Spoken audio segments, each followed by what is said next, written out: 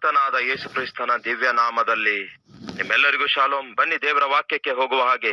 ಮೊದಲನೇ ಸಮುವೇಲ ಪುಸ್ತಕ 10ನೇ ಅಧ್ಯಾಯ 1ರಿಂದ ಕೆಲವು ವಚನಗಳು. ಆಗ ಸಮುವೇಲನು ಎಣ್ಣೆಯ ಕುಪ್ಪಿಯಿಂದ ಸೌಲನ ತಲೆಯ ಮೇಲೆ ತೈಲವನ್ನು ಹೊಯ್ದು ಅವನನ್ನು ಮುದ್ದಿಟ್ಟು, ಯೆಹೋವನು ನಿನ್ನನ್ನು ಅಭಿಷೇಕಿಸಿ ತನ್ನ ಸ್ವಾಸ್ಥ್ಯದ ಮೇಲೆ ಪ್ರಭುವನ್ನಾಗಿರಿಸಿದ್ದಾರೆ ಎಂದು ಹೇಳಿ ಹೀಗೆ ನುಡಿದನು. ಸೌಲನು ತನ್ನ ತಂದೆಯ ಕತ್ತೆಗಳು ಕಳೆದು ಹೋದ ಕತ್ತೆಗಳನ್ನು ಹುಡುಕಿಕೊಂಡು ಹೋಗಿದ್ದ. ಹಾಗೆ ಕತ್ತೆ ಹುಡುಕುತ್ತಾ ತಿರುಗಾಡುತ್ತಿರುವ ಒಬ್ಬ ಸುಂದರನಾದ ಎತ್ತರನಾಗಿರುವಂತಹ ಹುಡುಗನಾಗಿದ್ದ ಈ ಸೌಲನು. ಇಸ್ರಾಯೇಲ್ ಪ್ರಜೆಗಳು ದೇವರೇ ಅವರಿಗೆ ರಾಜನಾಗಿರುವುದು ಬೇಡ ಅಂತ ಹೇಳಿ ಮನುಷ್ಯನೇ ರಾಜನಾಗಿರಬೇಕೆಂದು ಕೋರಿಕೊಳ್ತಾರೆ. ಯಾಕೆಂದರೆ ಸುತ್ತಲೂ ಇರುವ ದೇಶಗಳಿಗೆಲ್ಲ ಒಬ್ಬ ರಾಜನಿದ್ದಾನೆ, ನಮಗೂ ಕೂಡ ಒಬ್ಬ ರಾಜನಿರಬೇಕು. ಸೈನ್ಯಗಳಿಗೆ ಅಧಿಪತಿಯಾಗಿರುವ ಯೆಹೋವನೇ ಇಸ್ರಾಯೇಲರಿಗೆ ರಾಜನಾಗಿರುವಾಗ ಪ್ರಜೆಗಳು ಆ ದೇವರು ರಾಜನಾಗಿರಬಾರದು ಅಂದ್ಕೊಂಡು ಒಬ್ಬ ಮನುಷ್ಯನು ರಾಜನಾಗಿರಬೇಕೆಂದು ಕೋರುತ್ತಾರೆ. ಸಮುವೇಲನ ಬಳಿಗೆ ಬಂದು ಗೋಳಾಡ್ತಾರೆ, ನಮಗೂ ಕೂಡ ಒಬ್ಬ ರಾಜನು ಬೇಕು.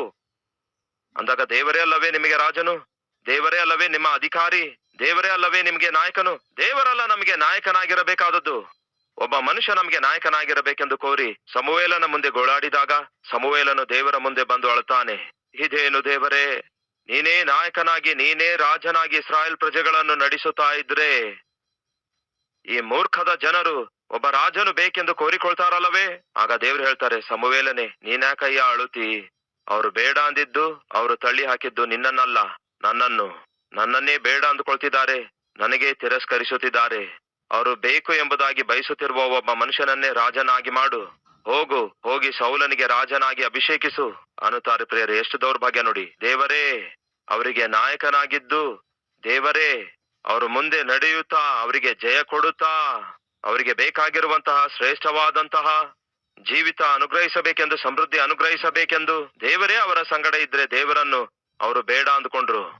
ದೇವರನ್ನು ಸ್ವಂತ ಕೈಯಾರೆ ತಳ್ಳಿ ಹಾಕಿದ್ರು. ಪ್ರಿಯರೇ, ರಾಜನು ಬೇಕಂದಾಗ ಕೊನೆಗೆ ಸೌಲನನ್ನು ರಾಜನಾಗಿ ಅವರಿಗೆ ಒಪ್ಪಿಸಿಕೊಡ್ತಾನೆ. ಈ ಸೌಲನು ಯಾರು? ಗುರಿ ಗಮ್ಮೆ ಇಲ್ಲದೆ ತಿರುಗಾಡುವಂತವನಾಗಿದ್ದನು. ಅಂತಹ ಸೌಲನಿಗೆ ದೇವರು ಏನ್ ಮಾಡುತ್ತಾರೆ ಗೊತ್ತಾ? ಅಧಿಕಾರ ಕೊಡ್ತಾರೆ. ಅಧಿಕಾರವನ್ನು ದೇವರು ಸೌಲನಿಗೆ ಕೊಟ್ಟಾಗ ಎಷ್ಟು ದೀನತೆಯಿಂದಿರಬೇಕಿತ್ತು. ನಾನು ಗುರಿ ಇಲ್ಲದವನು, ಗಮ್ಮೆ ಇಲ್ಲದವನು, ತಿರುಗಾಡುವವನು ಆಗಿದ್ದೆ. ಕಳೆದು ಹೋದ ಕತ್ತೆಗಳನ್ನು ಹುಡುಕಾಡುತ್ತಾ ತಿರುಗಾಡುವವನಾಗಿದೆ. ಅಂತಹ ನನ್ನನ್ನು ಇಂತಹ ದೊಡ್ಡ ಅಧಿಕಾರ ಕೊಟ್ಟು ಅಧಿಕಾರಿಯಾಗಿ ಮಾಡಿದಾರಲ್ಲವೇ? ಜೀವಿತ ಕಾಲವೆಲ್ಲ ನಾನು ದೇವರಿಗೆ ಋಣಸ್ಥನಾಗಿರ್ಬೇಕು ಎಂದು ಹೀಗೆ ಕೃತಜ್ಞತೆಯುಳ್ಳವನಾಗಿ ಜೀವಿಸಬೇಕಾದಂತಹ, ದೀನತೆಯುಳ್ಳವನಾಗಿ ತಗ್ಗಿಸಿಕೊಳ್ಳುವವನಾಗಿ ಜೀವಿಸಬೇಕಾದ ಸೌಲನು ತನಗೆ ಕೊಡಲ್ಪಟ್ಟ ಅಧಿಕಾರವನ್ನು ಆಧಾರ ಮಾಡಿಕೊಂಡು ಏನ್ ಮಾಡ್ತಾನೆ ಗೊತ್ತಾ? ಗರ್ವವನ್ನು ಪ್ರದರ್ಶಿಸುತ್ತಾನೆ. ಕೇಳಿ ಸಹೋದರ ಸಹೋದರಿಯರೇ, ಈ ದಿನ ನಿಮಗಿರುವಂತಹ ಉದ್ಯೋಗ ಆಗಿರಬಹುದು, ಈ ದಿನ ನಿಮಗಿರುವಂತಹ ಉದ್ಯೋಗದಲ್ಲಿನ ಅಧಿಕಾರವಾಗಿರಬಹುದು, ಇಲ್ಲವೇ ಪದವಿ ಆಗಿರಬಹುದು, ನಿಮಗಿರುವ ಸ್ಥಿತಿ ಆಗಿರ್ಬೋದು, ಗತಿ ಆಗಿರ್ಬೋದು, ಹೀಗೆ ನಿಮಗಿರುವ ಸಮಸ್ತವೆಲ್ಲ ದೇವರು ಕೊಟ್ಟದ್ದೇ ಆಗಿದೆ. ದೇವರು ನಿಮಗೆ ಕೊಡಲಾರದೆ, ದೇವರು ನಿಮಗೆ ಅನುಗ್ರಹಿಸಲಾರದೆ ಈ ದಿನ ನೀವು ಯಾವುದು ಹೊಂದಿಕೊಂಡಿಲ್ಲ. ನಿಮಗಿರುವಂತಹ ಆಕಾರ ಆಗಿರ್ಬೋದು, ನಿಮಗಿರುವಂತಹ ಅಧಿಕಾರ ಆಗಿರ್ಬೋದು, ನಿಮಗಿರುವಂತಹ ಉದ್ಯೋಗ ಆಗಿರ್ಬೋದು, ನಿಮಗಿರುವಂತಹ ಆಸ್ತಿ ಆಗಿರಬಹುದು, ನಿಮಗಿರುವ ಅಂತಸ್ತು ಕೂಡ ಆಗಿರಬಹುದು. ಈ ದಿನ ನೀವು ಏನೆಲ್ಲ ಹೊಂದಿಕೊಂಡಿದ್ದೀರೋ ನಿಮ್ಮಷ್ಟಕ್ಕೆ ನೀವು ಅದನ್ನು ಪಡ್ಕೊಳ್ಳಲಿಲ್ಲ. ಏನೇ ನೀವು ಹೊಂದಿಕೊಂಡ್ರು ಸಹ ಅದು ದೇವರು ಕೊಟ್ಟದಾಗಿದೆ ಎಂಬ ಈ ವಾಸ್ತವ ಮರೆಯಬೇಡಿರೆಂದು ಕರ್ತನ ನಾಮದಲ್ಲಿ ಮನವಿ ಮಾಡಿಕೊಳ್ತೇನೆ. ದೇವರು ಕೊಟ್ಟ ಅಧಿಕಾರವನ್ನು ಆಧಾರ ಮಾಡಿಕೊಂಡು ದೇವರಿಗೆ ಮತ್ತಷ್ಟು ಹತ್ತಿರದಲ್ಲಿ ಜೀವಿಸಬೇಕಾದಂತಹ ಸೌಲನು ಗರ್ವಪಟ್ಟು ದೇವರ ಮಾತೇ ಕೇಳುವುದನ್ನು ಬಿಡುತ್ತಾನೆ. ದೇವರ ವಿರುದ್ಧವೇ ತಿರುಗಿ ಬೀಳಲು ಆರಂಭಿಸುತ್ತಾನೆ. ಎದಕ್ಕಾಗಿ? ನನಗೆ ಅಧಿಕಾರ ಇದೆಯಲ್ಲವೇ, ನಾನು ಏನ್ ಮಾಡಿದ್ರು ನಡೆಯುತ್ತದಲ್ಲವೇ, ನನ್ನ ಮಾತಿಗೆ ತಿರುಗಿ ಬೀಳುವವರಿಲ್ವಲ್ಲ, ನಾನೀಗ ದೇಶವನ್ನೇ ಪರಿಪಾಲಿಸುತ್ತಿದ್ದೇನಲ್ಲವೇ ಎಂಬ ಗರ್ವ ಇತ್ತು. ಒಂದು ದಿನ ದೇವರು ಸಮುವೇಲನನ್ನು ಕಳುಹಿಸಿ ಸೌಲನಿಗೆ ಹೀಗೆ ಹೇಳಬೇಕು ಅನ್ನುತ್ತಾರೆ. ಏನೆಂದು ನೋಡೋಣ ಬನ್ನಿ. 15ನೇ ಅಧ್ಯಾಯ 1ನೇ ವಚನದಿಂದ. ಒಂದು ದಿನ ಸಮುವೇಲನು ಸೌಲನನ್ನು ಕರೆದು, ಯೆಹೋವನು ನಿನ್ನನ್ನು ತನ್ನ ಪ್ರಜೆಗಳಾದ ಇಸ್ರಾಯೇಲರ ಮೇಲೆ ಅರಸನನ್ನಾಗಿ ಅಭಿಷೇಕಿಸುವುದಕ್ಕೋಸ್ಕರ ನನ್ನನ್ನೇ ಕಳಿಸಿದಾನಲ್ಲ. ಆತನು ಈಗ ಹೇಳುವುದನ್ನು ಕೇಳು. ಸೇನಾಧೀಶ್ವರನಾದ ಯೆಹೋವನು ನಿನಗೆ, ಇಸ್ರಾಯೇಲರು ಐಗುಪ್ತದಿಂದ ಬರುತ್ತಿರುವಾಗ ದಾರಿಯಲ್ಲಿ ಅಮಾಲೇಕ್ಯರು ಅವರಿಗೆ ವಿರುದ್ಧವಾಗಿ ನಿಂತು ತೊಂದರೆ ಪಡಿಸಿದದರಿಂದ ನಾನು ಅವರಿಗೆ ಮುಯ್ಯಿ ತೀರಿಸುವೆನು. ಈಗ ನೀನು ಹೋಗಿ ಅವರನ್ನು ಸೋಲಿಸಿ ಅವರಿಗಿರುವುದನ್ನೆಲ್ಲ ಸಂಪೂರ್ಣವಾಗಿ ಹಾಳು ಮಾಡಿ ಗಂಡಸರನ್ನು, ಹೆಂಗಸರನ್ನು, ಮಕ್ಕಳನ್ನು, ಶಿಶುಗಳನ್ನು, ಎತ್ತು, ಕುರಿ, ಕತ್ತೆ, ಒಂಟೆ ಇವುಗಳನ್ನು ಕನಿಕರವಿಲ್ಲದೆ ಕೊಂದು ಹಾಕು ಎಂದು ಹೇಳುತ್ತಾನೆ ಅಂದನು. ಏನಂತೆ? ಸಂಪೂರ್ಣವಾಗಿ ಅಮಾಲೇಕ್ಯರಿಗಿರುವುದನ್ನೆಲ್ಲ ನಿರ್ಮೂಲ ಮಾಡು ಎಂದು ದೇವರು ಹೇಳುತ್ತಾರೆ. ಸಮುವೇಲನು ಬಂದು ಸೌಲನಿಗೆ ಹೇಳ್ತಾನೆ, ಸೌಲನೇ, ನಿನಗೆ ಜ್ಞಾಪಕವಿದೆಯಾ? ನಿನ್ನನ್ನು ರಾಜನಾಗಿ ಅಭಿಷೇಕಿಸಲು ದೇವರು ನನ್ನನ್ನು ಕಳಿಸಿರುವ ವಿಷಯ ಜ್ಞಾಪಕ ಇದೆಯಾ? ಜ್ಞಾಪಕ ಮಾಡ್ಬೇಕಾಗ್ತಿದೆ ಸೌಲನಿಗೆ, ಯಾರು ಅವನಿಗೆ ರಾಜನಾಗಿ ಅಭಿಷೇಕಿಸಿದೆಂದು. ನಾನೇನಯ್ಯ ನಿನಗೆ ರಾಜನಾಗಿ ಅಭಿಷೇಕಿಸಿದ್ದು? ಯೆಹೋವನ ಮಾತನ್ನು ಕೇಳಯ್ಯ ಅಂದ್ರೂ ಕೇಳ್ತಿಲ್ಲ, ದೇವರ ಮಾತನ್ನು ಕೇಳ್ತಾ ಇಲ್ಲ. ಈ ದಿನ ನಮ್ಮ ಮಧ್ಯೆ ಯಾರಾದ್ರೂ ಇದ್ದೀರಾ? ಉದ್ಯೋಗ ಇಲ್ಲದಿರುವಾಗ ಎಷ್ಟೋ ಚೆನ್ನಾಗಿ ವಾಕ್ಯ ಕೇಳಿದ್ರಿ. ಆರೋಗ್ಯ ಸರಿಯಾಗಿಲ್ಲದಿರುವಾಗ ಎಷ್ಟೋ ಚೆನ್ನಾಗಿ ವಾಕ್ಯ ಕೇಳಿದ್ರಿ. ಕೈಯಲ್ಲಿ ನಯಾ ಪೈಸಾ ಇಲ್ಲದಿರುವಾಗ ಎಷ್ಟೋ ಚೆನ್ನಾಗಿ ದೇವರ ಆಲಯಕ್ಕೆ ಬರ್ತಾ ಇದ್ದೀರಿ. ಕಷ್ಟಗಳನ್ನು, ನಷ್ಟಗಳನ್ನು, ಇಕ್ಕಟ್ಟು ಬಿಕ್ಕಟ್ಟು, ವ್ಯಾಧಿ ಬಾಧೆಗಳನ್ನು ಹಾದು ಹೋಗುತ್ತಿರುವಾಗ ಎಷ್ಟೋ ಚೆನ್ನಾಗಿ ದೇವರ ಸನ್ನಿಧಿಯಲ್ಲಿ ಮೊಳಕಾಲೂರಿ ಪ್ರಾರ್ಥಿಸಿದ್ರಿ, ಕಣ್ಣೀರು ಸುರಿಸಿದ್ರಿ, ಜೊತೆ ಸಹೋದರ ಜೊತೆ ಸಹೋದರಿಯ ಪ್ರಾರ್ಥನೆಯ ಸಹಾಯ ಕೋರಿಕೊಂಡಿದ್ರಿ. ಸಭೆಗೆ ಫೋನ್ ಕರೆ ಮಾಡಿ ನನಗಾಗಿ ಪ್ರಾರ್ಥಿಸಿರಿ, ನನ್ನ ಪರಿಸ್ಥಿತಿ ಸರಿಯಾಗಿಲ್ಲ ಎಂದು ಎಷ್ಟೋ ವಿನಯದಿಂದ ಕೇಳ್ತಿದ್ರಿ. ದೇವರು ಕನಿಕರಿಸಿ ನಿಮಗಿರುವ ಕಷ್ಟವನ್ನು ತೊಲಗಿಸಿ ನಿಮ್ಮ ಕಣ್ಣೀರನ್ನು ಒರೆಸಿ ಈ ದಿನ ನಿಮಗೆ ಅಂತ ಒಂದು ಸ್ಥಿರವಾದ ಆದಾಯ, ಸ್ಥಿರವಾದ ಉದ್ಯೋಗ, ನಿಮಗೆ ಅಂತ ಒಂದು ಸ್ಥಿರವಾದ ಆರೋಗ್ಯವನ್ನು ಕೊಟ್ಟ ನಂತರ ನೀವು ಗರ್ವ ಪಡೋದಾದ್ರೆ, ಈ ದಿನ ನಿಮಗಿರುವ ಆಶೀರ್ವಾದವನ್ನು ಆಧಾರ ಮಾಡಿಕೊಂಡು ಗರ್ವಪಟ್ಟು ದೇವರಿಗೆ ವಿರುದ್ಧವಾಗಿ ನೀವು ಜೀವಿಸುತ್ತಾ ಆತನ ಮಾತನ್ನೇ ಕೇಳದೆ ಆತನ ಸನ್ನಿಧಿಗೆ ಬರದಂತೆ ಸಭೆಗೆ ಹೋದ್ರೂ ಸಹ ಕಂಟಿನ್ಯೂ ಆಗಿ ಹೋಗದೆ ಕೆಲವೊಂದು ಸಾರಿ ಅಷ್ಟೇ ಹೋಗ್ತೀರಿ. ಯಾಕೆ ಕ್ರಮವಾಗಿ ಸಭೆಗೆ ಹೋಗ್ತಾ ಇಲ್ಲ ಅಂತ ಕೇಳಿದ್ರೆ, ಬ್ರದರ್ ಇನ್ನೇನ್ ಮಾಡ್ಬೇಕು, ಉದ್ಯೋಗದಲ್ಲಿ ಬಹಳ ಬ್ಯುಸಿ, ಈಗ ನನಗೆ ಪ್ರಮೋಷನ್ ಕೂಡ ಬಂದಿದೆಯಲ್ಲವೇ, ಜವಾಬ್ದಾರಿಕೆಗಳು ಇನ್ನಷ್ಟು ಹೆಚ್ಚಾಗಿವೆ, ಅದಕ್ಕೆ ಸಭೆಗೆ ಹೋಗ್ತಾ ಇಲ್ಲ ಎಂದು ಹೇಳುತ್ತಾ ಇರ್ತೀರಿ. ಮುಂಚೆ ನಾನು ಬಂಜೆಯಾಗಿದೆ ಬ್ರದರ್, ಈಗ ಮಗುವನ್ನು ಕೊಟ್ಟಿದ್ದಾರಲ್ಲವೇ, ಆ ಮಗುವನ್ನು ನೋಡಿಕೊಳ್ಳುವುದಕ್ಕೆ ಸಮಯ ಸಾಲ್ತಿಲ್ಲ, ಅದಕ್ಕಾಗಿ ದೇವರ ಸನ್ನಿಧಿಗೆ ಬರ್ಲಿಕ್ಕೆ ಆಗ್ತಿಲ್ಲ ಎಂದು ಹೇಳುವಂತವ್ರು ಇಲ್ಲವೋ? ದೇವರು ನಿಮಗೆ ಪ್ರಮೋಷನ್ ಆಗ್ಲಿ ಉದ್ಯೋಗವಾಗ್ಲಿ ಕೊಟ್ಟಿದ್ದು ದೇವರಿಂದ ದೂರ ಆಗುವುದಕ್ಕಾಗಿಯೋ? ದೇವರು ನಿಮಗೆ ಗರ್ಭಫಲ ಕೊಟ್ಟು ಒಂದು ಮುದ್ದಾದ ಮಗುವನ್ನು ಕೊಟ್ಟಿದ್ದು ದೇವರಿಂದ ದೂರ ಆಗುವುದಕ್ಕಾಗಿಯೋ? ದಯವಿಟ್ಟು ಕೇಳಿರಿ, ನೀವು ಕಷ್ಟದಲ್ಲಿರುವಾಗ, ಕಣ್ಣೀರು ಸುರಿಸುತ್ತಿರುವಾಗ ದೇವರು ಕನಿಕರಿಸಿ ಉತ್ತರಿಸಿದ್ದು ಆತನಿಂದ ದೂರ ಆಗುವುದಕ್ಕಾಗಿ ಅಲ್ಲ. ಯಾವ ಆಶೀರ್ವಾದವನ್ನು ಆಧಾರ ಮಾಡಿಕೊಂಡು ನೀವು ದೇವರಿಂದ ದೂರವಾಗ್ತಾ ಇದ್ದೀರೋ ಆ ಆಶೀರ್ವಾದ ದೇವರು ತಿರುಗಿ ತೆಗೆದುಕೊಳ್ಳುವುದಕ್ಕಾಗಿ ಎಷ್ಟೊತ್ತು ಹಿಡಿಯುತ್ತೆ ಹೇಳಿ?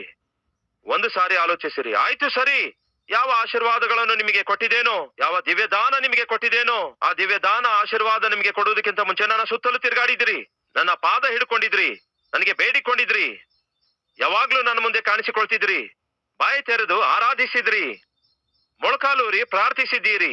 ಈಗ ನೀವು ಕೋರಿಕೊಂಡ ಆ ಆಶೀರ್ವಾದ ನಿಮಗೆ ಕೊಟ್ಟ ನಂತರ ಅದೇ ಆಶೀರ್ವಾದವನ್ನು ಆಧಾರ ಮಾಡಿಕೊಂಡು ನನಗೇ ಬೇಡ ಅನ್ನುತ್ತಾ ಇದ್ದೀರಿ, ನನ್ನನ್ನೇ ತಳ್ಳಿ ಹಾಕ್ತಾ ಇದ್ದೀರಿ. ಸರಿ, ನಿಮಗೆ ಕೊಟ್ಟ ಆಶೀರ್ವಾದ ತಿರುಗಿ ತೆಗೆದುಕೊಳ್ತಿದ್ದೇನೆ ಎಂದು ಹೇಳಿ ದೇವರು ತಿರುಗಿ ತೆಗೆದುಕೊಂಡ್ರೆ ದಿಕ್ಕಿಲ್ಲದವರಾಗ್ಬಿಡ್ತೀರಿ, ದರಿದ್ರರಾಗಿ ಉಳ್ಕೊಳ್ತೀರಿ. ಕ್ರೈಸ್ತಿಯ ಸಮಾಜವೇ ಕೇಳಿರಿ, ದೇವರು ನಿಮ್ಮನ್ನು ಜೀವಿಸುತ್ತಿರುವ ಹಾಗೆ ದೇವರಿಗೆ ಮತ್ತಷ್ಟು ಹತ್ತಿರ ಬನ್ನಿರಿ. ಒಮ್ಮೆ ನಡ್ಕೊಂಡು ಸಭೆಗೆ ಹೋಗ್ತಾ ಇದ್ರಿ, ಈಗ ದೇವರು ಬೈಕ್ ಕೊಟ್ಟಿದ್ದಾರೆ. ಒಂದು ಕಾಲದಲ್ಲಿ ಬೈಕ್ ಮೇಲೆ ನೀವು ನಿಮ್ಮ ಹೆಂಡತಿ ಮಕ್ಕಳೊಂದಿಗೆ ಬರುವುದು ಕಷ್ಟಕರವಾಗಿತ್ತು, ದೇವರು ನಿಮ್ಗೆ ಕಾರ್ ಕೊಟ್ಟಿದ್ದಾರೆ. ಕಾರ್ ಕೊಟ್ಟ ನಂತರ ಸ್ವಲ್ಪ ಸುಖ ಹೆಚ್ಚಾಯ್ತು, ಸೌಖ್ಯ ಹೆಚ್ಚಾಯ್ತು, ಪಾರ್ಕಿಂಗ್ ಮಾಡೋದು ಕಷ್ಟವಾಯ್ತು. ಈಗ ಸಭೆಗೆ ಹೋಗೋದೇ ಕಷ್ಟ ಆಗಿದೆ, ಯಾಕೆಂದ್ರೆ ಸರಿಯಾದ ಪಾರ್ಕಿಂಗ್ ಪ್ಲೇಸ್ ಇಲ್ಲದಕ್ಕೆ. ಪಾರ್ಕಿಂಗ್ ಪ್ಲೇಸ್ ನಲ್ಲಿ ಕಾರ್ ಪಾರ್ಕ್ ಮಾಡಿದ ನಂತರ ಹೊರಗೆ ಬರಲು ಸ್ವಲ್ಪ ಜಾಸ್ತಿ ಸಮಯ ಹಿಡಿಯುವುದರಿಂದ ಸಭೆಗೆ ಹೋಗುವ ಮನಸ್ಸಾಗ್ತಾ ಇಲ್ಲ ಎಂದು ಹೇಳುವುದಾದ್ರೆ, ಕಾರ್ ಕೊಟ್ಟಿದ್ದು ಯಾರು ನಿಮಗೆ? ದೇವರು ಕಾರ್ ಕೊಟ್ಟ ಕಾರಣ ಗೊತ್ತಾ? ಕುಟುಂಬವಾಗಿ ದೇವರ ಆಲಯಕ್ಕೆ ಹೋಗ್ತೀರೆಂದು. ಅಷ್ಟೇ ಹೊರತು ಆ ಕಾರನ್ನು ಆಧಾರ ಮಾಡಿಕೊಂಡು ಸ್ವಲ್ಪ ಮಟ್ಟಿಗೆ ಸುಖಬೋಧಕ್ಕೊಳಗಾಗಿ ದೇವರ ಸನ್ನಿಧಿಯಿಂದ ದೂರ ಆಗುವುದಕ್ಕಾಗಿ ಅಲ್ಲ. ಕ್ರೈಸ್ತಿಯ ಸಮಾಜವೇ ಕೇಳ್ತಾ ಇದ್ದೀರಾ, ದೇವರು ಕೊಟ್ಟ ಪ್ರತಿ ಆಶೀರ್ವಾದ ನಿಮ್ಮನ್ನು ದೇವರಿಗೆ ಮತ್ತಷ್ಟು ಹತ್ತಿರಕ್ಕೆ ಸೇರಿಸಬೇಕೇ ಹೊರತು ಆ ಆಶೀರ್ವಾದ ಒಂದು ವೇಳೆ ನಿಮ್ಮನ್ನು, ನಿಮ್ಮ ಕುಟುಂಬವನ್ನು ದೇವರ ಸನ್ನಿಧಿಯಿಂದ ದೂರ ಮಾಡುತ್ತಿರುವುದಾದರೆ ಅದು ನಿಮಗೆ ಅಪಾಯ. ಆ ಆಶೀರ್ವಾದ ನಿಮಗೆ ಶಾಪವಾಗಿ ಮಾರ್ಪಡುತ್ತೆ. ಆ ದಿನ ಬರಲಾರದೆ ಇರಬೇಕಾದ್ರೆ ನೀವು ದೇವರಿಂದ ಆಶೀರ್ವದಿಸಲ್ಪಡುತ್ತಿರುವ ಹಾಗೆ ನೀವು ದೇವರಿಗೆ ಮತ್ತಷ್ಟು ಹತ್ತಿರ ಬರಬೇಕೆಂದು ದೇವರು ಕೋರುತ್ತಾರೆ. ಸೌಲನಿಗೆ ದೇವರು ಆಶೀರ್ವದಿಸಿ ದೊಡ್ಡ ಅಧಿಕಾರಿಯನ್ನಾಗಿ ಮಾಡ್ತಾರೆ, ದೇಶವನ್ನೇ ಅವನ ಕೈಗೆ ಕೊಡ್ತಾರೆ. ಆ ಅಧಿಕಾರ ಆಧಾರ ಮಾಡಿಕೊಂಡು ಏನ್ ಮಾಡ್ತಾನೆ ಗೊತ್ತಾ? ದೇವರ ಮಾತು ಕೇಳುವುದನ್ನೇ ಬಿಡ್ತಾನೆ, ಕೊನೆಗೆ ದೇವರಿಂದಲೇ ದೂರವಾಗ್ತಾನೆ. ಫಲಿತವಾಗಿ ಏನಾಯ್ತು ನೋಡೋಣ ಬನ್ನಿ. ಅದೇ 15ನೇ ಅಧ್ಯಾಯ 26ನೇ ವಚನ ನೋಡಿ. ಮೊದಲನೇ ವಚನದಲ್ಲಿ ದೇವರು ಸಮುವೇಲನಿಗೆ ಕಳಿಸಿದಾಗ ಸಮುವೇಲನು ಏನ್ ಹೇಳುತ್ತಾನೆ ಗೊತ್ತಾ? ಯೆಹೋವನು ಇಸ್ರಾಯೇಲ್ ಪ್ರಜೆಗಳ ಮೇಲೆ ಅರಸನನ್ನಾಗಿ ಅಭಿಷೇಕಿಸುವುದಕ್ಕಾಗಿ ನನ್ನನ್ನೇ ಕಳಿಸಿದಾನಲ್ಲವೋ, ನಿನಗೆ ಜ್ಞಾಪಕ ಇದೆಯಾ? ಶೌಲನೇ, ನಾನು ಜ್ಞಾಪಕದಲ್ಲಿದ್ದೇನೋ, ನಿನ್ನನ್ನು ಆಶೀರ್ವದಿಸಲು ಅಭಿಷೇಕಿಸಲು ನಿನ್ನನ್ನು ಕಳಿಸಲ್ಪಟ್ಟ ಪ್ರವಾದಿ ನಾನು, ಯಾಜಕನು ನಾನು. ನಿನಗೆ ಜ್ಞಾಪಕ ಇದೆಯಾ? ಹೀನ ಸ್ಥಿತಿಯಲ್ಲಿದ್ದಾಗ, ದೀನ ಸ್ಥಿತಿಯಲ್ಲಿದ್ದಾಗ, ದರಿದ್ರತೆಯಲ್ಲಿದ್ದಾಗ, ಗುರಿ ಗಮ್ಯ ಇಲ್ಲದೆ ಬದುಕುತ್ತಿರುವಾಗ ದೇವರು ನನ್ನನ್ನು ಅಭಿಷೇಕಿಸಲು ಕಳಿಸಿದ್ರು. ನಾನು ಜ್ಞಾಪಕದಲ್ಲಿದ್ದೇನಾ? ಯಾವ ದೇವರು ನಿನ್ನನ್ನು ರಾಜನಾಗಿ ಅಭಿಷೇಕಿಸಿದ್ದಾರೋ ಆ ದೇವರು ಹೇಳ್ತಿದ್ದಾರೆ, ಆತನ ಮಾತು ಕೇಳು. ಈಗ ಏನ್ ಹೇಳ್ತಾನೆ ನೋಡಿ. ತನ್ನ ಪ್ರಜೆಗಳ ಮೇಲೆ ನಿನ್ನನ್ನು ಅರಸನನ್ನಾಗಿ ಅಭಿಷೇಕಿಸಿದ ದೇವರಾದ ಯೆಹೋವನ ಮಾತನ್ನು ಕೇಳು. ದೇವರು ಈ ದಿನ ನಿಮ್ಮೊಂದಿಗೂ ಕೂಡ ನೇರವಾಗಿ ಮಾತಾಡಿ ಅದನ್ನೇ ಹೇಳ್ತಿದ್ದಾರೆ. ನೀವು ನನ್ನ ಮಾತನ್ನು ಕೇಳಿರಿ, ನಿಮಗೆ ಅಧಿಕಾರ ಕೊಟ್ಟಿದ್ದು ನಾನೇ, ಆರೋಗ್ಯ ಕೊಟ್ಟಿದ್ದು ನಾನೇ.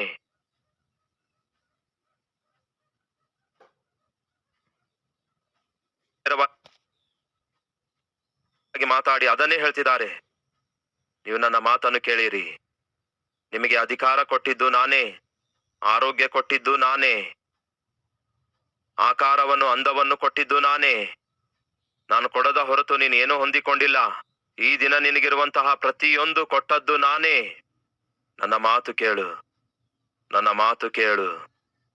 ಒಂದು ವೇಳೆ ನೀನು ನನ್ನ ಮಾತು ಕೇಳದೆ ನೀನು ಇಷ್ಟಾನುಸಾರವಾಗಿ ಜೀವಿಸುವ ಪ್ರಯತ್ನ ಮಾಡುವುದಾದರೆ ನಿನ್ನನ್ನು ನಾನು ಬಿಟ್ಟು ಬಿಡುತ್ತೇನೆ. ನನ್ನನ್ನು ನೀನು ಬೇಡ ಅಂದುಕೊಂಡು ನನ್ನನ್ನು ನೀನು ತಳ್ಳಿ ಹಾಕಿ ನನ್ನನ್ನು ನೀನು ಬಿಟ್ಟು ಬಿಡುವುದಾದರೆ ನಾನು ನಿನ್ನನ್ನು ಬಿಟ್ಟು ಬಿಡುತ್ತೇನೆ. ಒಂದು ವೇಳೆ ದೇವರೇ ನಮ್ಮನ್ನು ಬಿಟ್ಟು ಬಿಡುವುದಾದ್ರೆ ಏನಾಗುತ್ತದೆ ನೋಡೋಣ ಬನ್ನಿ. 26ನೇ ವಚನ, 1 ಸಾಮುವೇಲ 15ನೇ ಅಧ್ಯಾಯ 26ನೇ ವಚನ. ಅದಕ್ಕೆ ಸಮುವೇಲನು, ನಾನು ನಿನ್ನ ಜೊತೆಗೆ ಬರುವುದಿಲ್ಲ. ನೀನು ಯೆಹೋವನ ಮಾತನ್ನು ತಳ್ಳಿ ಬಿಟ್ಟಿರುವುದರಿಂದ, ನಿನ್ನನ್ನು ಇಸ್ರಾಯೇಲ್ಯರ ಅರಸುತನದಿಂದ ಯೆಹೋವನು ಏನಂತೆ ನಿನ್ನನ್ನು ತಳ್ಳಿ ಬಿಟ್ಟಿದ್ದಾನೆ. ಸೌಲನೇ, ಗರ್ವದಿಂದ ಅಹಂಕಾರದಿಂದ ನಿನ್ನನ್ನು ರಾಜನನ್ನಾಗಿ ಮಾಡಿದ ದೇವರನ್ನೇ ನೀನು ತಳ್ಳಿ ಬಿಟ್ಟಿದಿ. ಬೇಡ ಅಂದುಕೊಂಡು ಆತನ ಮಾತು ಕೇಳುವುದನ್ನು ಬಿಟ್ಟಿದಿ. ಹಾಗಾಗಿ ಕೇಳು, ಈಗ ದೇವರು ಕೂಡ ನಿನ್ನನ್ನು ತಳ್ಳಿ ಬಿಡ್ತಿದ್ದಾರೆ. ಇನ್ನೊಂದು ಕಡೆ ಸಂಸೋನನಿಗೂ ಕೂಡ ದೇವರು ಬಿಟ್ಟು ಬಿಡುತ್ತಾರೆ. ಕಾರಣ ಕಾಮದಿಂದ ತನ್ನ ಕಣ್ಣನ್ನು ತುಂಬಿಸಿಕೊಳ್ತಾನೆ. ಕೊನೆಗೆ ಸಂಸೋನನು ದೇವರ ಚಿತ್ತಕ್ಕೆ ವಿರುದ್ಧವಾಗಿ ಫಿಲಿಸ್ಟಿಯರ ಮಧ್ಯದಲ್ಲಿ ಹೋಗಿ ಅವರ ಮೇಲೆ ಜಯ ಹೊಂದಿ ಇಸ್ರಾಯೇಲ್ ಪ್ರಜೆಗಳನ್ನು ದಾಸತ್ವದೊಳಗಿಂದ ಬಿಡಿಸಬೇಕಾದ ಸಂಸೋನನು ಕಾಮದಿಂದ ಕಣ್ಣುಗಳನ್ನು ತುಂಬಿಸಿಕೊಂಡು ಕೊನೆಗೆ ತನ್ನ ಕಣ್ಣುಗಳನ್ನೇ ಕಳ್ಕೊಳ್ಳುತ್ತಾನೆ, ಮೈಯೆಲ್ಲ ಹುಣ್ಣು ಮಾಡಿಕೊಳ್ಳುತ್ತಾನೆ. ಕೊನೆಗೆ ದಿಕ್ಕಿಲ್ಲದವನಾಗಿ ಅವರ ಮಧ್ಯದಲ್ಲಿಯೇ ಸಮಾಧಿ ಆಗ್ತಾನೆ. ಕಾರಣ ಗೊತ್ತಾ? ದೇವರ ಸನ್ನಿಧಿಯನ್ನು ಕಳೆದುಕೊಂಡ ಸೌಲನು ದಿಕ್ಕಿಲ್ಲದವನಾಗಿ ತಿರುಗಾಡುತ್ತಿರುವಾಗ ದೇವರು ದರ್ಶಿಸಿ ಕನಿಕರಿಸಿ ಮಹಾ ದೊಡ್ಡ ಅಧಿಕಾರಿಯನ್ನಾಗಿ ಮಾಡಿ ದೇಶವನ್ನೇ ಅವನ ಕೈಯಲ್ಲಿಟ್ರೆ ಗರ್ವಪಟ್ಟ. ಸಂಸೋನ ಕಾಮ ಉಳ್ಳವನಾದ, ಇವನೇನೋ ಗರ್ವ ಉಳ್ಳವನಾದ. ಈ ದಿನ ನಮ್ಮ ಮಧ್ಯೆ ಯಾರಾದ್ರೂ ಗರ್ವದಿಂದ ದೇವರು ಕೊಟ್ಟಿರುವುದನ್ನು ಹೊಂದಿಕೊಂಡು ಗರ್ವ ಪಡುತ್ತಿರುವುದಾದ್ರೆ ಜಾಗ್ರತೆ. ಆ ಗರ್ವವೇ ನಿಮ್ಮ ಜೀವಿತದಲ್ಲಿ ನಿಮಗೆ ಅನಾಥರನ್ನಾಗಿ ಮಾಡುತ್ತೆ. ಎಲ್ಲರನ್ನು ದೂರ ಮಾಡುತ್ತದೆ, ಆಶೀರ್ವಾದವನ್ನು ದೂರ ಮಾಡುತ್ತದೆ, ಅಧಿಕಾರವನ್ನು ದೂರ ಮಾಡುತ್ತದೆ, ಅನಾಥರನ್ನಾಗಿ ನಿಮ್ಮನ್ನು ಮಾಡಿಬಿಡುತ್ತೆ. ಕೇಳಿರಿ, ಸಮುವೇಲನಿಗೆ ಹೇಳುತ್ತಾನೆ ಸೌಲನು, ನೀನು ಕೂಡ ನನ್ನೊಂದಿಗೆ ಬಾ. ನಾನು ನಿನ್ನೊಂದಿಗೆ ಬರಲ್ಲ. ದೈವ ಸೇವಕನಾಗಿರುವಂತಹ ಸಮುವೇಲನು ಹೇಳುತ್ತಾನೆ, ನಿನ್ನನ್ನು ನಾನು ಬಿಟ್ಟು ಬಿಡುತ್ತೇನೆ ಎಂದು. ದೇವರು ಬಿಟ್ಟು ಬಿಡುತ್ತಾರೆ, ದೈವ ಸೇವಕನು ಬಿಟ್ಟು ಬಿಡುತ್ತಾನೆ, ದಾವೀದನು ಬಿಟ್ಟು ಬಿಡುತ್ತಾನೆ. ಜಾಗ್ರತೆಯಿಂದ ಕೇಳ್ರಿ. ರಾಜನಾಗಿ ಅಭಿಷೇಕಿಸಿದ ದೇವರು ಬಿಟ್ಟು ಬಿಡ್ತಾರೆ. ಅವನಿಗೆ ರಾಜನನ್ನಾಗಿ ಅಭಿಷೇಕಿಸಿರುವ ಸಮುವೇಲನು ದೈವ ಸೇವಕನು ಬಿಟ್ಟು ಬಿಡ್ತಾನೆ. ರಾಜನ ಪರವಾಗಿ ಹೋಗಿ ಗೊಲಿಯಾತನನ್ನು ಕೊಂದು ಹಾಕಿರುವ ದಾವೀದನು ಕೂಡ ಸೌಲನನ್ನು ಬಿಟ್ಟು ಬಿಡ್ತಾನೆ. ಒಬ್ಬಂಟಿಗನಾಗಿ ಉಳ್ಕೊಳ್ತಾನೆ. ಗರ್ವವೇ ದೇವರಿಂದ ದೂರ ಮಾಡಿತು. ಗರ್ವವೇ ದೈವ ಸೇವಕನನ್ನು ದೂರ ಮಾಡಿತು. ಗರ್ವವೇ ದಾವೀದನನ್ನು ದೂರ ಮಾಡಿತು. ಕೊನೆಗೆ ಸೌಲನಿಗೆ ಅನಾಥನನ್ನಾಗಿ ಮಾಡಿತು. ಕೊನೆಗೇನಾಯ್ತು? ಕೊನೆಯ ಅಧ್ಯಾಯ. ಆ ಕಡೆ ದೇವರಿಲ್ಲದೆ, ಈ ಕಡೆ ಪ್ರಾರ್ಥಿಸಲು ದೈವ ಸೇವಕನೂ ಇಲ್ಲದೆ, ಆಧಾರವಾಗಿ ನಿಲ್ಲುವ ದಾವೀದನೂ ಇಲ್ಲದೆ, ಫಿಲಿಸ್ಟಿಯರು ಅಕಸ್ಮಾತಾಗಿ ದಾಳಿ ಮಾಡಲು ಬಂದಾಗ ದಿಕ್ಕಿಲ್ಲದವನಾಗಿ ಏನ್ ಮಾಡಿದನು ನೋಡೋಣ ಬನ್ನಿ. 31ನೇ ಅಧ್ಯಾಯ. ಆಗ ಫಿಲಿಸ್ಟಿಯರು ಇಸ್ರಾಯೇಲರೊಡನೆ ಯುದ್ಧ ಮಾಡಿದರು. ಇಸ್ರಾಯೇಲರು ಫಿಲಿಸ್ಟಿಯರಿಂದ ಅಪಜಯ ಹೊಂದಿ ಗಿಲ್ಬೋವ ಬೆಟ್ಟದಲ್ಲಿ ಹತರಾದರು. ಫಿಲಿಸ್ಟಿಯರು ಸೌಲನನ್ನು ಅವನ ಮಕ್ಕಳನ್ನು ಬಿಡದೆ ಬೆನ್ನಟ್ಟಿ ಯೋನಾತನನ್ನು, ಅಭಿನದಾಬನನ್ನು, ಮಿಲ್ಕಿಶೂವನನ್ನು ಎಂಬ ಸೌಲನ ಮಕ್ಕಳನ್ನೆಲ್ಲ ಕೊಂದರು. ಸೌಲನು ದುರ್ಮಾರ್ಗಿಯಾಗಿದ್ದ, ಆದರೆ ಯೋನಾತನನು ಬಹಳ ಒಳ್ಳೆಯವನಾಗಿದ್ದ. ಯೋನಾತನ ಬಹಳ ಆತ್ಮಿಕನಾಗಿದ್ದ. ಯೋನಾತನನು ದೇವರ ಚಿತ್ತವನ್ನೇ ಮಾಡಬೇಕೆಂದು ಬಯಸಿರುವ ಒಬ್ಬ ಅದ್ಭುತನಾದ ಆತ್ಮಿಕನು, ದಾವೀದನ ಪ್ರಿಯ ಸ್ನೇಹಿತನೂ ಆಗಿದ್ದ. ದೇವರನ್ನು ಕಳೆದುಕೊಂಡು, ದೈವ ಸೇವಕನನ್ನು ಕಳೆದುಕೊಂಡು, ದಾವೀದನನ್ನು ಕಳೆದುಕೊಂಡು ದರಿದ್ರನಾಗಿ ಒಬ್ಬಂಟಿಗನಾಗಿ ಯುದ್ಧಕ್ಕೆ ಹೋಗ್ತಿರುವಾಗ, ನನ್ನ ತಂದೆ ಒಬ್ಬನೇ ಯುದ್ಧಕ್ಕೆ ಹೇಗೆ ಹೋಗ್ಲಿಕ್ಕಾಗತ್ತೆ? ಜೊತೆಗೆ ಹೋಗಬೇಕಾಯ್ತು. ಅವನ ಬೇರೆ ಮಕ್ಕಳು ಕೂಡ ಜೊತೆಗೆ ಹೋಗ್ಬೇಕಾಯ್ತು. ದೇವರು ಬೇಡ ಅಂದುಕೊಂಡಿರುವ, ದೇವರನ್ನು ತಳ್ಳಿಬಿಟ್ಟಿರುವ, ದೇವರ ಸನ್ನಿಧಿ ಕಳೆದುಕೊಂಡಿರುವ ತಂದೆ ಆದಂತಹ ಸೌಲನು ಮಕ್ಕಳನ್ನು ಕೂಡ ಕಳೆದುಕೊಂಡ. ತಂದೆ ಎಂದರೆ ಜಾಗ್ರತೆ, ತಾಯಿ ಎಂದರೆ ಜಾಗ್ರತೆ. ದೇವರು ಕೊಟ್ಟ ಅಧಿಕಾರವನ್ನು ಆಧಾರ ಮಾಡಿಕೊಂಡು, ದೇವರು ಕೊಟ್ಟ ಆಕಾರವನ್ನು, ಆರೋಗ್ಯವನ್ನು, ಆಧಾರ ಮಾಡಿಕೊಂಡು, ಅಂದವನ್ನು ಆಧಾರ ಮಾಡಿಕೊಂಡು ನೀವು ನಿಮ್ಮ ಇಷ್ಟಾನುಸಾರವಾಗಿ ಜೀವಿಸುವುದಾದ್ರೆ ಏನಾಗ್ತದೆ ಗೊತ್ತಾ? ದೇವರನ್ನು ಕಳೆದುಕೊಂಡ ನೀವು ನಿಮ್ಮ ಕುಟುಂಬದಲ್ಲಿ ದೇವರ ಸನ್ನಿಧಿಯನ್ನು ಕಳೆದುಕೊಂಡು ಕೊನೆಗೆ ನಿಮ್ಮ ಮಕ್ಕಳಿಗೂ ಕೂಡ ಶಾಪವನ್ನು ಬಿಟ್ಟು ಹೋಗ್ತೀರಿ. ಮನೆಗೆ ಯಜಮಾನನಾಗಿರುವ ನೀವೇ ದೇವರಿಲ್ಲದೆ ಜೀವಿಸುವುದಾದರೆ, ಕುಟುಂಬ ಕಟ್ಟಿಕೊಳ್ಳಬೇಕಾದ ಮನೆ ಯಜಮಾನಳಾಗಿರುವ ನೀವೇ ದೇವರಿಗೆ ವಿರುದ್ಧವಾಗಿ ಜೀವಿಸುವುದಾದ್ರೆ, ನೀವಿಬ್ಬರು ದೇವರ ಸನ್ನಿಧಿಯಿಂದ ದೂರವಾಗಿ ಮನೆಯಲ್ಲಿ ಪ್ರಾರ್ಥನೆ ಮಾಡದೇ ಇರುವುದಾದರೆ, ದೇವರಿಂದಲೂ ದೇವರ ಸನ್ನಿಧಿಯಿಂದಲೂ ದೂರವಾಗುವುದಾದರೆ, ದೇವರ ಆಲಯದಿಂದಲೂ ದೂರವಾಗುವುದಾದ್ರೆ ಮಕ್ಕಳೇನಾಗ್ತಾರೆ? ಒಮ್ಮೆ ಆಲೋಚಿಸಿರಿ. ಅವಾಗೊಂದು ಸಾರಿ ಇವಾಗೊಂದು ಸಾರಿ ಅಪರೂಪವಾಗಿ ಸಭೆಯಲ್ಲಿ ಕಾಣಿಸಿಕೊಳ್ತಾ ಇದ್ರಿ, ಮತ್ತೆ ನಿಮ್ಮ ಮಕ್ಕಳೇನಾಗ್ತಾರೆ? ಕ್ರಮ ತಪ್ಪದೆ ದೇವರ ಸನ್ನಿಧಿಗೆ ಬರುವುದಿಲ್ಲ, ಆಲಯದಲ್ಲಿ ಕಾಣಿಸಿಕೊಳ್ಳೋದಿಲ್ಲ, ಮತ್ತೆ ನಿಮ್ಮ ಮಕ್ಕಳೇನಾಗ್ತಾರೆ? ನಿಮಗೇ ಭಕ್ತಿ ಇಲ್ಲದಿರುವಾಗ, ನಿಮಗೆ ದೇವರಂದ್ರೆ ಭಯವಿಲ್ಲದಿರುವಾಗ, ನಿಮಗೇ ದೇವರ ಸನ್ನಿಧಿ ಅಂದ್ರೆ ಲೆಕ್ಕವಿಲ್ಲದಿರುವಾಗ ಮತ್ತೆ ನಿಮ್ಮ ಮಕ್ಕಳೇನಾಗ್ತಾರೆ? ತಂದೆ ಏನನ್ನು ಮಾಡುವುದನ್ನು ಮಗನು ನೋಡುವನು, ಮಗನು ಕೂಡ ಅದನ್ನೇ ಮಾಡುತ್ತಾನೆ ಎಂದು ಬೈಬಲ್ ಹೇಳುತ್ತದೆ. ನೀವು ದೇವರನ್ನು ಪ್ರೀತಿಸುವುದಾದರೆ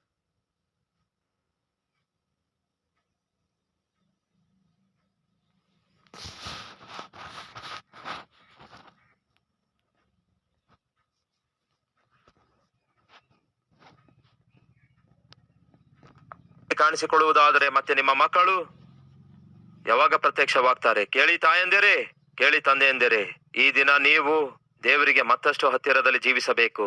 ಯಾಕೆಂದರೆ ನೀವು ದೇವರಿಗೆ ಮತ್ತಷ್ಟು ಹತ್ತಿರ ಜೀವಿಸುವಾಗಲೇ ನಿಮ್ಮ ಮಕ್ಕಳು ಕೂಡ ದೇವರಿಗೆ ಮತ್ತಷ್ಟು ಹತ್ತಿರ ಜೀವಿಸುವ ಅವಕಾಶವಿರುತ್ತೆ. ನೀವೇ ದೇವರಿಂದ ದೂರ ಜೀವಿಸುತ್ತಿರುವುದಾದ್ರೆ, ಗರ್ವದಿಂದ ಜೀವಿಸುತ್ತಿರುವುದಾದ್ರೆ, ನೀವೇ ಕಾಮದಿಂದ ಜೀವಿಸುತ್ತಾ ಇರುವುದಾದರೆ ಮತ್ತೆ ನಿಮ್ಮ ಮಕ್ಕಳು ಏನ್ ಮಾಡ್ತಾರೆಂದು ಒಮ್ಮೆ ಆಲೋಚಿಸಿರಿ.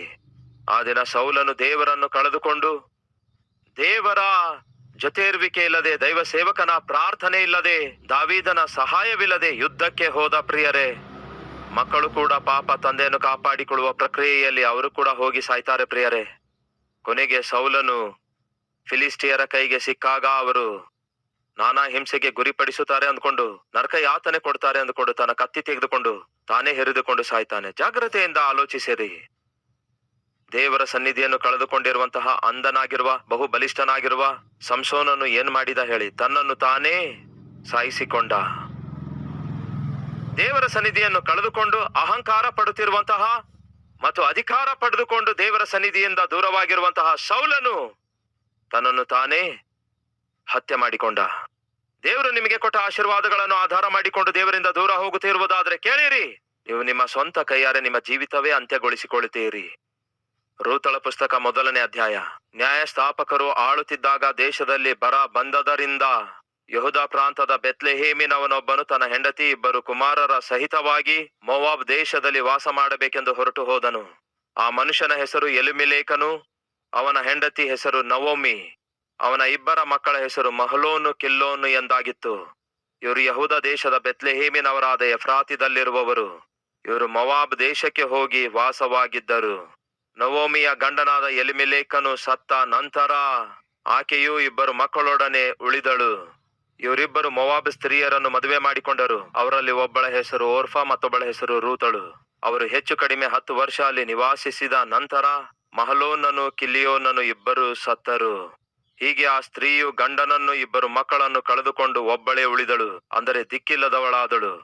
ಫ್ರೆಂಡ್ಸ್, ಬೆತ್ಲೆಹೇಮಿನಲ್ಲಿ ಬರಗಾಲ ಬಂದಿತ್ತು. ಬೆತ್ಲೆಹೇಮ್ ಅಂದರೆ ರೊಟ್ಟಿಯ ಮನೆ ಎಂದರ್ಥ, ಅಂದರೆ ಆಹಾರ ಸಮೃದ್ಧಿಯಾಗಿರುವಂತಹ ಗ್ರಾಮ ಎಂದರ್ಥ. ಅದು ದೇವರು ಆರಿಸಿಕೊಂಡ ಗ್ರಾಮವಾಗಿತ್ತು. ಕೆಲವೊಂದು ಜನ ಭಕ್ತರು ಹೇಳ್ತಾರೆ, ಪ್ರಪಂಚದಲ್ಲಿಯೇ ಕೇಂದ್ರ ಅಂದರೆ ಪ್ರಪಂಚದಲ್ಲಿಯೇ ಸೆಂಟರ್ ಸ್ಪಾಟ್, ಇಡೀ ಭೂಮಿಯ ಮೇಲೆಯೇ ಸೆಂಟರ್ ಸ್ಪಾಟ್ ಯಾವುದಾಗಿದೆ ಎಂದರೆ ಬೆತ್ಲೆಹೇಮ್ ಅಂತೆ. ಆ ಕೇಂದ್ರದಲ್ಲಿಯೇ ಲೋಕರಕ್ಷಕನಾದ ಯೇಸು ಕ್ರಿಸ್ತನು ಜನಿಸಿದ್ದಾರೆ. ಯೇಸು ಕ್ರಿಸ್ತನು ಜನಿಸುವುದಕ್ಕಾಗಿ ದೇವರು ಆರಿಸಿಕೊಂಡಿರುವ ಒಂದು ಅದ್ಭುತವಾದ ಸ್ಥಳವೇ ಬೆತ್ಲೆಹೇಮ್ ಆಗಿದೆ. ಆ ಬೆತ್ಲೆಹೇಮಿನಲ್ಲಿ ಬರಗಾಲ ಬಂದಿತಂತೆ. ಎದಕ್ಕಾಗಿ ಬಂದಿತ್ತು?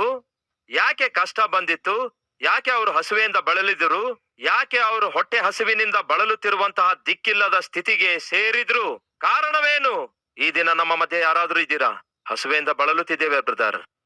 ಹಸುವೆ ತೀರಿಸಿಕೊಳ್ಳಲಿಕ್ಕಾಗ್ತಿಲ್ಲ. ಹೆತ್ತ ಮಕ್ಕಳ ಹಸುವೆ ತೀರಿಸಲಿಕ್ಕಾಗುತ್ತಿಲ್ಲ. ಕಟ್ಕೊಂಡಿರುವ ಹೆಂಡತಿಯ ಹಸುವೆ ತೀರಿಸಲಿಕ್ಕಾಗ್ತಿಲ್ಲ. ಕೊರತೆ ಹಾದು ಹೋಗ್ತಿದ್ದೇನೆ, ಕಷ್ಟಗಳನ್ನು ಹಾದು ಹೋಗ್ತಿದ್ದೇನೆ, ಕಣ್ಣೀರಿನ ಕಣಿವೆ ಹಾದು ಹೋಗ್ತಿದ್ದೇನೆ. ಕಾರಣ ನನಗೆ ಅರ್ಥ ಆಗ್ತಿಲ್ಲ ಎಂದು ನೀವು ಹೇಳ್ತಿರಬಹುದು. ಕಾರಣ ಸ್ಪಷ್ಟವಾಗಿ ತಿಳಿಯಪಡಿಸುತ್ತೇನೆ, ಕೇಳಿರಿ. ಬರಗಾಲ ಬಂದಿತಂತೆ.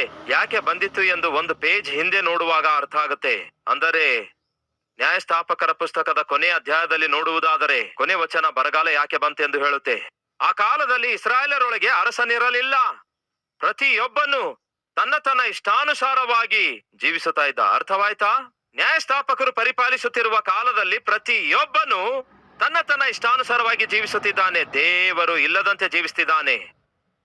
ಈ ದಿನ ನಮ್ಮ ಮಧ್ಯೆ ಯಾರಾದ್ರೂ ಇದ್ದೀರಾ ಇಷ್ಟಾನುಸಾರವಾಗಿ ಜೀವಿಸುವಂತವರು? ನನ್ನ ಇಷ್ಟ ಅನ್ನುವವರು, ನನ್ನ ಶರೀರ, ನನ್ನ ಜೀವಿತ, ನನ್ನ ಬದುಕು, ನನ್ನ ಉದ್ಯೋಗ, ನನ್ನ ಅಂದ, ನನ್ನ ಇಷ್ಟ ಎನ್ನುವಂತವ್ರು ಯಾರಾದ್ರೂ ಇದ್ದೀರಾ? ಸಹೋದರ ಸಹೋದರಿಯರೇ, ದೇವರು ನಿಮ್ಮನ್ನು ನನ್ನನ್ನು ನಮ್ಮೆಲ್ಲರನ್ನು ಸೃಷ್ಟಿಸಿರೋದು ನಮ್ಮ ಇಷ್ಟಾನುಸಾರವಾಗಿ ಜೀವಿಸುವುದಕ್ಕಾಗಿ ಅಲ್ಲ. ನಮ್ಮನ್ನು ಸೃಷ್ಟಿಸಿದಂತಹ ದೇವರ ಚಿತ್ತಾನುಸಾರವಾಗಿ ಜೀವಿಸುವುದಕ್ಕಾಗಿಯೇ ದೇವರು ನಮ್ಮನ್ನು ಸೃಷ್ಟಿಸಿದ್ದಾರೆ. ಒಂದು ರಿಮೋಟ್ ಕಾರ್ ನೀವು ಕೊಂಡುಕೊಂಡು ನಿಮ್ಮ ಮಗನಿಗೆ ಕೊಡ್ತೀರಿ ಅಂದ್ಕೊಳ್ಳಿ. ಮಗನೇ, ಇದು ರಿಮೋಟ್ ಕಾರ್ ಆಗಿದೆ, ಕೈಯಲ್ಲಿ ರಿಮೋಟ್ ಹಿಡ್ಕೋ. ಆ ಕಾರನ್ನು ಕೆಳಗಿಟ್ಟು ಮುಂದೆ ಹೋಗಂದ್ರೆ ಮುಂದೆ ಹೋಗುತ್ತೆ, ಬಲಗಡೆ ಹೋಗಂದ್ರೆ ಬಲಗಡೆ ಹೋಗುತ್ತೆ, ಎಡಗಡೆ ಹೋಗಂದ್ರೆ ಎಡಗಡೆ ಹೋಗುತ್ತೆ, ಬ್ರೇಕ್ ಹಾಕಿದ್ರೆ ನಿಲ್ಲುತ್ತೆ, ಬೇಕಾದ್ರೆ ನೀನೇ ನೋಡು ಅಂತ ಹೇಳಿ ತಂದೆ ರಿಮೋಟ್ ಕಂಟ್ರೋಲ್ ತೆಗೆದುಕೊಂಡು ಕಾರ್ ಆಪರೇಟ್ ಮಾಡಿದಾಗ ಮಗನು ನೋಡಿ ಎಷ್ಟೋ ಹಿಗ್ಗುತ್ತಾನೆ. ತಕ್ಷಣ ರಿಮೋಟ್ ಕಂಟ್ರೋಲ್ ತೆಗೆದುಕೊಳ್ತಾನೆ ಮಗನು ಕೂಡ. ಎಕ್ಸಲೇಟರ್ ಕೊಡ್ತಾನೆ, ಮುಂದೆ ಹೋಗುತ್ತೆ. ರೈಟ್ ಟರ್ನ್ ಮಾಡಿದ್ರೆ ರೈಟ್ಗೆ, ಲೆಫ್ಟ್ ಟರ್ನ್ ಮಾಡಿದ್ರೆ ಲೆಫ್ಟ್ಗೆ ಹೋಗುತ್ತೆ, ಬ್ರೇಕ್ ಹಾಕಿದ್ರೆ ನಿಲ್ಲುತ್ತೆ. ಎಷ್ಟೋ ಸಂತೋಷ ಪಡ್ತಾನೆ, ಎಷ್ಟೋ ಆನಂದ ಪಡ್ತಾನೆ. ಕೇಳಿ ಪ್ರಿಯ ಸಹೋದರ ಸಹೋದರಿಯರೇ, ನೀವು ಕೂಡ ನಿಮ್ಮನ್ನು ಸೃಷ್ಟಿಸಿರುವ ದೇವರು ಹೇಳಿದಂತೆ ಜೀವಿಸುವುದಾದರೆ, ದೇವರ ಕಂಟ್ರೋಲ್ ಅಲ್ಲಿ ನೀವಿರುವುದಾದ್ರೆ ಎಷ್ಟೋ ಆನಂದ, ಎಷ್ಟೋ ಸಂತೋಷ ಇರುತ್ತೆ. ಈಗ ಜಾಗ್ರತೆಯಿಂದ ಕೇಳಿ. ಆ ಹುಡುಗನು ಕಾರ್ ಆಡುತ್ತಾ ಎಷ್ಟೋ ಸಂಭ್ರಮ ಪಡುತ್ತಾನೆ. ಆದ್ರೆ ಕೊನೆಗೆ ಏನಾಯ್ತೋ ಗೊತ್ತಿಲ್ಲ. ಇವನು ಮುಂದಕ್ಕೆ ಹೋಗುವ ಬಟನ್ ಒತ್ತಿದ್ರೆ ಅದು ಪಕ್ಕಕ್ಕೆ ಹೋಗುತ್ತೆ, ಲೆಫ್ಟ್ ಬಟನ್ ಒತ್ತಿದ್ರೆ ರೈಟ್ಗೆ ಹೋಗುತ್ತೆ, ಮುಂದಕ್ಕೆ ಹೋಗಂದ್ರೆ ಹಿಂದೆ ಬರುತ್ತೆ, ಬ್ರೇಕ್ ಹಾಕಿದ್ರೆ ಮುಂದೆ ಹೋಗುತ್ತೆ. ಯಾವ ಕಂಟ್ರೋಲ್ ಕೂಡ ಸರಿಯಾಗಿ ಕೆಲಸ ಮಾಡ್ತಿಲ್ಲ, ಹಾಗೆ ಬಿಟ್ಬಿಟ್ಟ. ಈಗ ಏನ್ ಮಾಡ್ತಾನೆ ಹೇಳಿ ಆ ಹುಡುಗನು? ಇತ್ತೀಚೆಗೆ ಇದೇ ಪ್ರಶ್ನೆ ನಮ್ಮ ಸಭೆಯ ಚಿಕ್ಕ ಮಕ್ಕಳಿಗೆ ಕೇಳಿದೆ. ನಿಮ್ಮ ಕೈಯಲ್ಲಿ ರಿಮೋಟ್ ಕಾರ್ ಇದೆ, ಕಾರ್ ನಿಮ್ಮ ಮಾತು ಕೇಳ್ತಾ ಇಲ್ಲ, ಬಲಗಡೆ ಹೋಗಂದ್ರೆ ಎಡಕ್ಕೆ ಹೋಗುತ್ತೆ, ಹಿಂದಕ್ಕೆ ಬಾ ಅಂದ್ರೆ ಮುಂದಕ್ಕೆ ಹೋಗುತ್ತೆ, ಮುಂದಕ್ಕೆ ಹೋಗಂದ್ರೆ ಹಿಂದಕ್ಕೆ ಬರುತ್ತೆ. ಆಗ ಏನ್ ಮಾಡ್ತೀರಿ ಅಂತ ಕೇಳಿದ್ರೆ ಏನಂದ್ರು ಗೊತ್ತಾ? ನೆಲಕ್ಕೆತ್ತು ಬಡಿಯುತ್ತೇವೆ ಅಂದ್ರು. ಏನ್ ಮಾಡ್ತಾರಂತೆ? ಆ ಕಾರ್ ಕೈಯಲ್ಲಿ ತಕೊಂಡು ನೆಲಕ್ಕೆ ಎತ್ತು ಬಡಿಯುತ್ತಾರಂತೆ. ಸಹೋದರ ಸಹೋದರಿಯರೇ, ನಿಮ್ಮನ್ನು ಕೂಡ ದೇವರು ಸೃಷ್ಟಿಸಿದ್ದಾರೆ.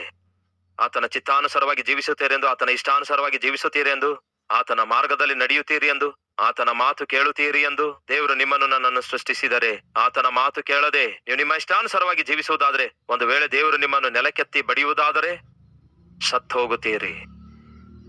ಆ ದಿನ ಬರಲಾರದೆ ಇರಬೇಕಾದ್ರೆ ನಾವು ಎಚ್ಚರ ವಹಿಸಿದ್ರೆ ಚೆನ್ನಾಗಿರುತ್ತೆ. ಜಾಗ್ರತೆಯಿಂದ ಕೇಳ್ರಿ. ಇಸ್ರಾಯೇಲ್ ಪ್ರಜೆಗಳು ಇಷ್ಟಾನುಸಾರವಾಗಿ ಜೀವಿಸುವುದನ್ನು ರೂಢಿ ಮಾಡಿಕೊಂಡಾಗ ಆ ಪ್ರಾಂತ್ಯದಲ್ಲಿ ಏನ್ ಬಂದಿತಂತೆ ಹೇಳ್ತೇನೆ ಕೇಳಿ.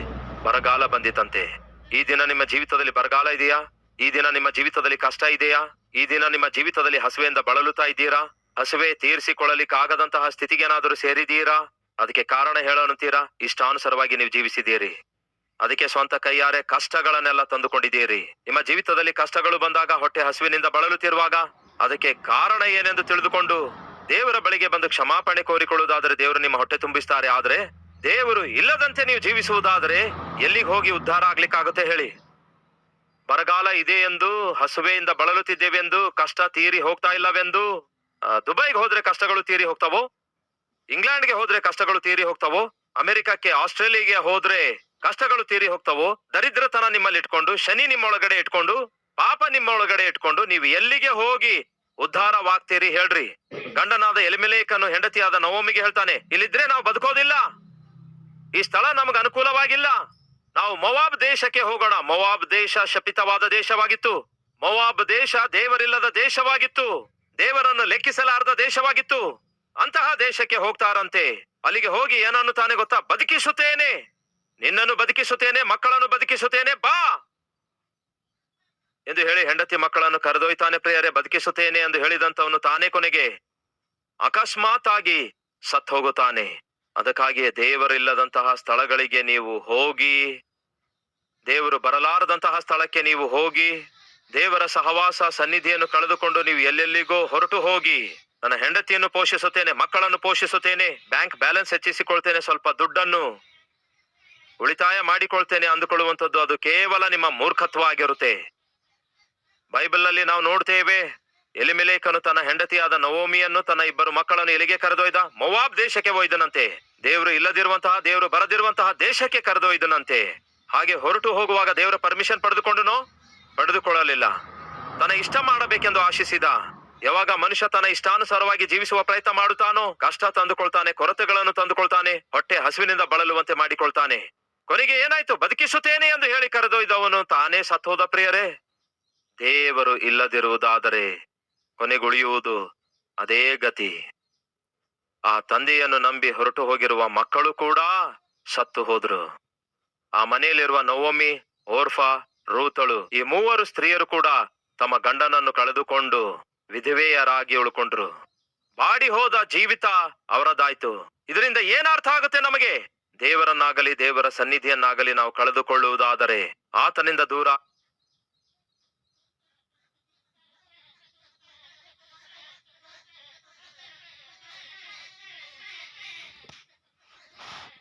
ಆಗುವುದಾದರೆ ನಮ್ಮ ಜೀವಿತದಲ್ಲಿ ಉಳಿಯುವುದೇನು ಗೊತ್ತಾ? ಅದೇ ಗತಿ, ಅಂತ್ಯವೇ. ಆ ಕಡೆ ಸಂಸೋನನು ನಾಶವಾಗ್ತಾನೆ, ಸೌಲನು ನಾಶವಾಗುತ್ತಾನೆ, ಬದುಕಿಸುತ್ತೇನೆ ಎಂದು ಹೇಳಿ ಕರೆದೊಯ್ದಂತಹ ಎಲಿಮೆಲೇಕನು ನಾಶವಾಗುತ್ತಾನೆ. ಈ ದಿನ ದೇವರಿಲ್ಲದೆ ನೀವು ಏನೇ ಮಾಡಿದ್ರು ಸಹ, ದೇವರು ಬರಲಾರದೆ ನೀವು ಎಲ್ಲಿಗೆ ಹೋದ್ರು ಸಹ, ಕೇಳಿರಿ, ಅದೇ ಗತಿ ಆಗುತ್ತೆ. ಆ ದಿನ ಬರಲಾರದೆ ಇರಬೇಕಾದ್ರೆ ನೀವು ಮನೆಯಿಂದ ಹೆಜ್ಜೆ ಹೊರಗಿಡುವುದಕ್ಕಿಂತ ಮುಂಚೆ ದೇವರ ಪರ್ಮಿಷನ್ ತೆಗೆದುಕೊಳ್ಳ್ರಿ. ದೇವರಿಗೆ ಪ್ರಾರ್ಥನೆ ಮಾಡಿರಿ. ದೇವರ ಸಹಾಯ, ದೇವರ ಸಹಕಾರದೊಂದಿಗೆ, ಸನ್ನಿಧಿಯೊಂದಿಗೆ ಮುಂದೆ ಹೆಜ್ಜೆ ಹಾಕುವ ಪ್ರಯತ್ನ ಮಾಡಿ.